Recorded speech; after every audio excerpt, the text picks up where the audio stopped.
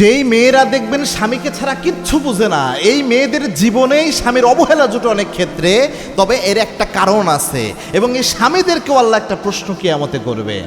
অনেক মেয়ে রয়েছে দেখবেন কোনো দিকে তার কোনো তাল নাই, তার স্বামীর সন্তুষ্টি মনে হয় যে তার জন্য সন্তুষ্টি থাকার একটা মাধ্যম, এবং কি যে কোনো মূল্যে সে স্বামীকে চায়, স্বামীকে সে কোনো কিছুর সাথে সহ্য করতে পারে না, তার স্বামীকে একদম নিঃস্বার্থভাবে সে ভালোবাসে।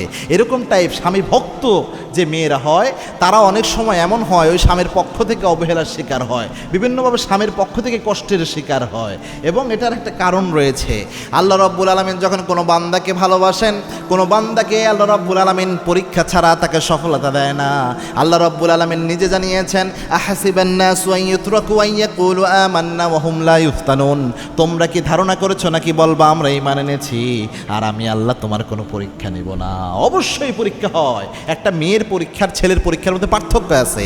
অনেক সময় একটা মেয়েকে আল্লাহ এরকম অবহেলিত স্বামী বা স্বামীর পক্ষ থেকে অবহেলা, এটা পরীক্ষা হিসেবে দেয়। হয়তো সে অনেক ভালো কিন্তু হাজব্যান্ড ভালো পড়ে না, সে অনেক ক্যারেক্টারওয়ালা একটা মেয়ে কিন্তু তার হাজব্যান্ড হয় ক্যারেক্টারলেস, এই টাইপ হয়। এটা আল্লাহ রাব্বুল আলামিন পরীক্ষা হিসেবে দেয়। সেক্ষেত্রে ধৈর্য ধারণ করেন, আল্লাহর কাছে দোয়া করেন। পাশাপাশি মনে রাখবেন যে স্বামীরা এরকম জুলুম করে, কিয়ামতের দিন আল্লাহ রাব্বুল আলামিন কুল্লুকুম রাইন ওয়া কুল্লুকুম মাসউলুন আন রায়াতিহি, আল্লাহ তাদেরকে জিজ্ঞাসাবাদ করবেন কতটুকু অধিকার তার স্ত্রীকে সে দিয়েছে।